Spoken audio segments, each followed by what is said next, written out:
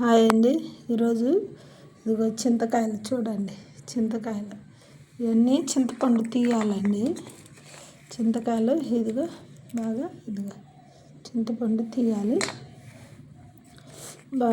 బాగుంటుందండి చింతకాయలు. ఇవి ఒక చిన్నది మన ఇవి ఉంటాయి కదా, ఏంటి నాయనమ్మ అమ్మమ్మ వాళ్ళ కాలంలో కుంకుడుకాయలు కొట్టుకోవటానికి ఒక చిన్నది రోట్లో ఉండిద్ది, ఒక రాయి లాంటిది. దాంతో ఈ చింతకాయలు నాలుగు కొట్టుకుంటే ఇదంతా పోయిద్దండి. పగలగొడితే ఈ పొట్టు పోయిద్ది. ఈ ఏనులు ఉంటాయి కదా, ఈ చింతపండు ఏనులు, ఈ ఏనులు ఇవన్నీ తీసేసి పగలగొడితే లోపల విత్తనాలు కూడా బయటకు వస్తాయి. అవి కూడా తీసేసి మంచిగా చింతపండు విత్తనాలు లేకుండా చేసుకోవాలి. ఏనులు కూడా తీసేయాలి, ఇలాంటి ఏనులను కూడా తీసేసి మంచిగా రెడీ చేసుకోవాలండి. చాలా అంటే చాలా బాగుంటుంది. ఇది టమాటా రసం కాస్తామా, దాంట్లో కొంచెం వేసుకున్న పులుపు సరిపోద్ది. ఇది చింతపండు రసంలోకి అది ఉంటాయి కదా, మిరియాల రసం, ఇవి చేసుకుంటారు కదా, దాంట్లో బాగుంటాయి. చింతపండు అన్నిట్లో వాడుకుంటాం, పప్పుల్లో, అన్నిట్లో, పులిహోరలో, ప్రతి దాంట్లో చింతపండు వేస్తామండి. మనకు అలవాటు. చింతపండు లేని మనకి ఏ పని నడవదు. ఇప్పుడు ఏదైనా చింతపండేనండి. చింతపండుతోనే మన పని మొదలైద్ది. చూడండి ఎంత బాగుందో. ఇవన్నీ తీయాలండి. ఇదిగో తీయాలి. నాకైతే తీస్తుంటే పులుపు నోరు ఊరిపోతుందండి. పుల్లగా నోట్లో నీళ్ళు ఊరుతున్నాయి. చాలా అంటే చాలా బాగుంటుంది. గుండ్రాయి తీసుకొని ఆ రాయితో పగలగొట్టేస్తాను. విత్తనాలు కూడా వచ్చేస్తాయండి. పులుపు ఉందండి. నేను ఒక విత్తనం తిని చూశాను. చాలా పులుపు ఉంది, పుల్లగా ఉంది. మంచిగా పులిహోర కలుపుకుంటే చాలా అంటే చాలా బాగుంటుంది. మీరు కూడా ఇలా రెడీ చేసుకోండి. చింతకాయలు మా పక్క రూమ్ వాళ్ళు ఇచ్చారండి. వాళ్ళు ఊరెళ్ళి వచ్చారు.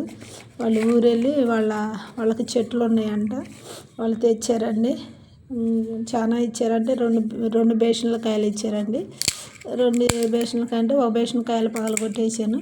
ఎందుకో వీడియో పెడదాం అనిపించి ఇలా వీడియో పెడుతున్నానండి. ఓకేనా ఫ్రెండ్స్, మీకు నచ్చిద్దని అనుకుంటున్నాను. మీరు కూడా ఇలా చేసుకోండి. నేను కూడా ఊరెళ్ళి వచ్చినప్పుడల్లా ఏమైనా చేస్తే నేను కూడా ఇస్తాను.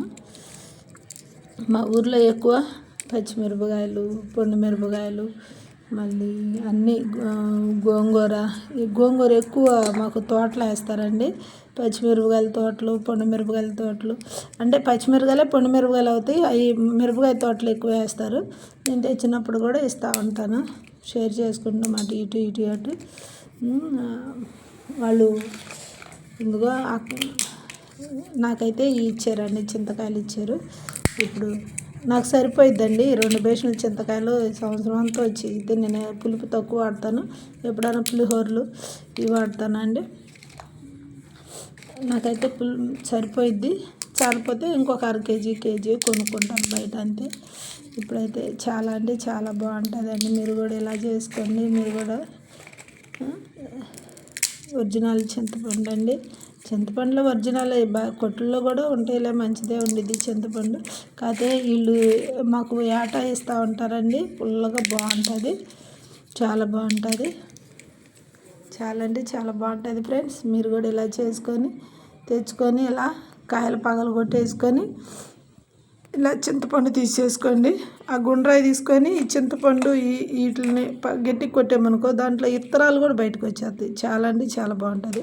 మీరు కూడా ఇలా రెడీ చేసుకొని ప్రతి దాంట్లో వేసుకొని తినండి. సి విటమిన్ ఒంటికి మంచిది, స్కిన్కి మంచిది, అన్నిటికి మంచిది. ఓకేనా ఫ్రెండ్స్, మీరు కూడా ఇలా పగలగొట్టి చింతపండు తీసేసుకోండి. దాని విత్తనాలు పడేయొద్దు. బోన్స్ అరిగిపోయిన వాళ్ళకి ఆ విత్తనాలు పొడి చాలా మంచిదంట. ఆయుర్వేదంలో విన్నామండి.